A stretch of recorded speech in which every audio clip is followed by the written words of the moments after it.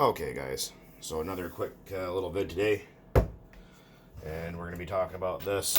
Well, this isn't the one, this is a fuck up, but the handmade 3.3 connecting rod, which you can see turns absolutely butter smooth. I got to champ for the edges down. It's still a little bit too, you can see the clearances in the side of the block are very, very, very, very tight. So I got to kind of knife edge, not really knife edge, but you know, radius the rod a little bit and take some time with it and kind of make it similar to that.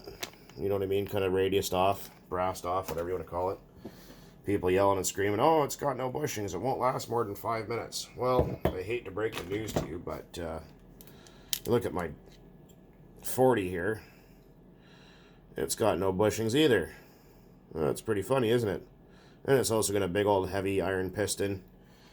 And it also has no crankshaft bearings. It's got a brass sleeve, bronze sleeve through the center of the engine. So a lot of people go, it won't work, it won't work. Well, 70-75 is extremely high wear resistance and very, very mechanically strong.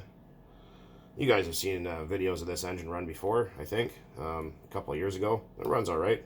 It's an old Russian-made engine. It's a copy of an OS 40 FP or something like that. It's a Rayduga 7M or Rainbow 7M.40. They're okay. They're pretty cheaply shitty made, but they run okay as long as you got about 25% caster oil.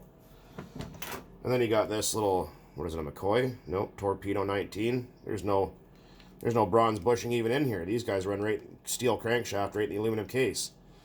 And I lost my flathead screwdriver, so I'm gonna have to get another one. But these steel cylinder, an iron piston or ferrous metal piston, and then they have an all aluminum rod. And even in my diesels, which run at ridiculously high compression ratios, around 16:1. These are twin ball race. This MK16. And you can see a little iron piston there. It's 1.5 cc, so it's pretty small. But again, a little cast, not even any oil holes, all aluminum connecting rod. So if this little thing right here can withstand, you know, 400 psi firing pressure, whatever these things fire at, and it's just some kind of old Soviet cheese grade, you know, cast aluminum rod, I'm pretty sure a hunk of 70-75 would have no issue with that. Other engines like this little Sure Start Cox 049 here, these things are fun to play with, loud as hell. About 22% oil is what you want. And these again are iron piston and steel sleeve or cylinder. The crankshaft runs right in the aluminum, and they have a steel rod to a steel crank. My Cox 020s, this guy's sadly just too worn out to run, but there's one smaller than the 020, was the 010, but you can see there the size comparison. These were very, very tiny. Oh, what about the RPM? These run at like 27,000 plus RPM or something stupid like that. So yeah, the argument that it won't work or it has to have bushings and bearings and shit, I mean, that technology's been around for a lot of years. Also, the cylinder head, it was already cracked, and I dropped it, and it got even more cracked, and the top fell off, so I sanded it. And it looks okay. I'm just going to use this as a test head, but the thing is, the fins are basically barely holding on. They're actually kind of cracked all the way through.